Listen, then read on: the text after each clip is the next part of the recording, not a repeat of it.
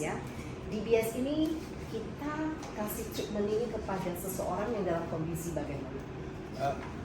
Deep brain stimulation yang FDA approved ada beberapa condition seperti Parkinson disease, dystonia, seperti epilepsi, obsessive compulsive behavior, dan juga tremor. Ini yang keadaan-keadaan di mana FDA telah approve. So saya telah buat DBS selama 23 tahun, khususan DBS sahaja.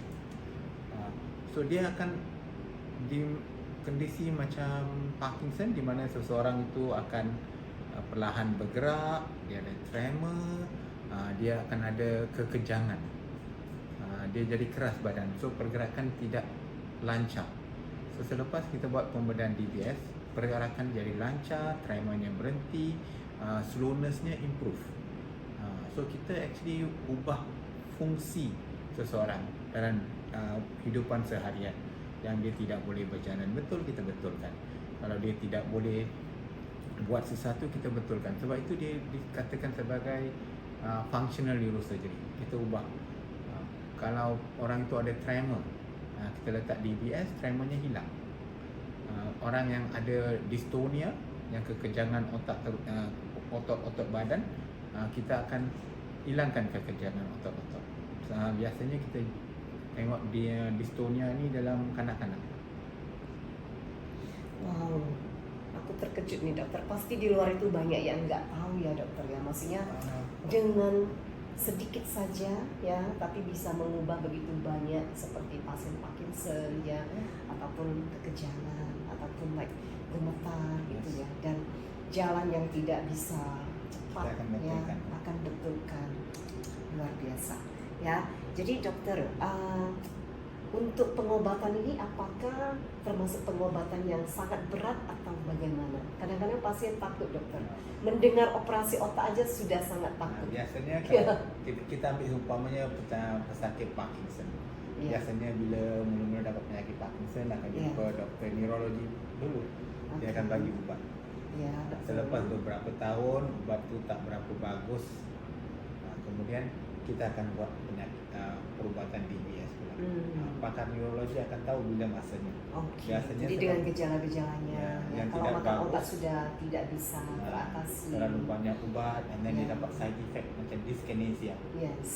So kita akan buat DBS. DBS adalah orang takut pembedahan otak. Memang DBS pembedahan yang besar di otak, tapi dia minimally invasive. Kita tak potong besar je, potongan di kepalanya 2 cm kecil, dan kita tembuk lubang yang 2.7 mm saja. Kecil sekali dokter. Kita tak akan dengarnya seperti besar, tapi sebenarnya operasinya tidak besar. Tidak besar, dia kecil. Ya, jadi bagi yang pikir operasi otak itu semuanya besar, kalau ini tidak besar, tapi hasilnya besar, ya dokter ya. Ya. So hasilnya itu bisa give the back to lifestyle. Kita biasanya cakap ini minimally invasive. Artinya kita kecil saja dia punya lubang, kita akan masukkan wayar halus dan disambungkan kepada bateri di sini. Dia sejenis pacemaker untuk otak. Jadi jangan takut. Operasi sangat kecil, resiko juga sangat kecil kan dokter? Risikonya kalau berbanding dengan operasi otak yang lain, risikonya adalah separuh daripada operasi. Risiko-risiko yang selalu kita takut adalah pendarahan di dalam otak, stroke lebih kurang 2-3%, 97% tidak ada masalah. Ia kena kuman lebih kurang 3-4%, boleh kena sawan kurang dari 1%. Perubahan perangai dan boleh jadi bingung tidak kurang dari 1%. Dan orang tanya boleh tak meninggal dari operation, sama macam operasi-operasi lain kurang daripada 1% untuk DBS. Kalau kita ambil cuma 1% aja ya? Kurang dari 1%. Kurang dari 1%, sama sekali tidak berbahaya berarti ya. Jadi kalau bagi yang takut dan sudah banyak berobat ke neurologis, dan boleh tanya ke neurologisnya apakah sudah waktunya ada operasi di PS ya. Dan dengan neurosurgeon bisa didapatkan konsultan dengan neurosurgeon, dan neurosurgeon juga akan kasih tahu apakah waktu yang tepat atau tidak untuk melakukan operasi. Ya dokter ya. Oke. Nah, dokter kan kadang-kadang kita kalau buat operasi kita juga takut apakah ini akan merusak bagian otak kita yang lain, you know. Ya. Kadang-kadang manusia itu pikirnya banyak, dokter. Ya. DBS ini kita tidak merosakkan otak sebenarnya. Kita Ya. masukkan dua haya yang halus kurang daripada 1 milimeter ke dalam otak. Dia tidak destroy mana-mana bahagian Nah, otak. ini bagusnya. Ini this dia- is the plus point that Ya. semuanya mesti tahu. Dia Ya. reversible. Kita hanya letakkan wire, kita ubah perubahan macam mana electric current di otak. So bila ada in the future kita ada stem cell, kita boleh keluarkan letakkan stem cell. Kalau ada masalah dengan DBS, kita boleh just turn it off atau keluarkan saja. Bahagian otak tidak rosak. Oh, so kadang-kadang ya namanya manusia mereka takut kalau umpamanya terbentur atau accident ya dokter ya. Ini bagaimana penanganannya? So berarti bisa dibawa diambil kembali. Kalau kena apa-apa, biasanya dia dibawa kulit. Okey, Kalau betul. kena, kalau ada sekali-sekala kalau jatuh daripada tangga ke, kena Yes. sebelah yang ada wire tu boleh putus. So kalau putus, simptomnya akan datang balik, kita tahu. Okey. Kita ada juga peralatan yang kita boleh communicate dengan DBS tu, dia akan cakap sistem dia intact ke tak. So kalau so perlu good, kita ya. boleh Jadi tukar. boleh communicate dengan sistem Ya. itu. Wow, it's so good Dia ya dokter sistem ya. ini dia ada AI pun built in. So kita akan terus membaca macam mana fungsi dia dalam otak, dia punya electrical flow dalam otak, dan kita boleh ubah pergerakan elektrik dalam otak. Wow, inilah namanya kita punya kesempatan bicara dengan dokter ya. Jadi kita tahu perkembangan teknologi yang baru ya. Dan how about the recovery dokter? Is it very fast? Sebabnya kita buat pembedahan ini biasanya saya cakap lebih kurang 6 jam. Tapi 6 jam. kita selalu buat, kita boleh siap dalam masa 3 ke 4 jam saja. So dia ni minimally invasive. So 2 jam pertamanya you akan sedar masa kita masuk wire pertama dan kedua, dan bagi bius setempat saja. Oh, bios lokal aja ya. Lokal dokter, sahaja. ya. So masa kita sedar, masa kita bagi electric current, kita akan test. Sebabnya So pasien sadar ya dokter. pasien sedar, tapi yang sakitnya tidak akan ada sebab kita bagi lokal dan sel-sel otak tak ada sel-sel sakit. Alright. So So dia it's tak akan very rasa safe. very safe. Selepas itu, Okay. selepas patient biasanya masuk ward hari pertama, hari Ya. kedua operation, Ya. hari ketiga lunchtime boleh balik. Wow, cepat sekali. Kalau pasien Indonesia, biasanya kita kan banyak pasien dari Indonesia kalau ya dokter ya. Dokter sarankan mereka tinggal di sini berapa lama? Biasanya saya sarankan 2 minggu lah. 2 minggu. Kita ada patient antara bangsa dari Bangladesh pun, dia orang datang 2 minggu. Kita akan arrange appointment, dia datang, kita akan hari pertama masuk sini, kita akan buat MRI semua bokap. Okay. And then 2-3 hari selepas itu buat operation. Ya. Kemudian tunggu 2 minggu untuk buka jahit. Kemudian So 2 minggu itu sudah termasuk dengan follow up setelah operasi. Tapi kita akan tunggu selama 6 minggu before kita on the battery.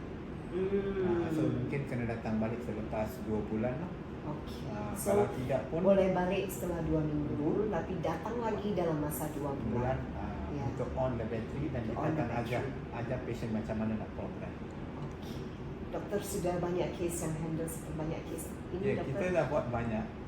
Kiranya saya paling banyak dekat Southeast Asia. Nombor yang Wow, saya- ini dokter yang paling terkenal in Southeast Asia. Kita betul-betul bangga bisa ketemu dengan Dokter Kalai.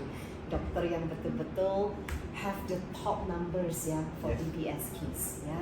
Jadi kalau memang mau buat case ini, kita mesti cari dokter yang pakar dan sangat pintar dan sangat yang perlunya itu yang handle banyak case ya. So dokter bisa tahu bagaimana untuk penyesuaiannya semua ya. It's also need the expertise for everything ya. Because For the pembedahan adjustment, DBS ni bukan semua orang boleh buat. Dia millimeter accuracy.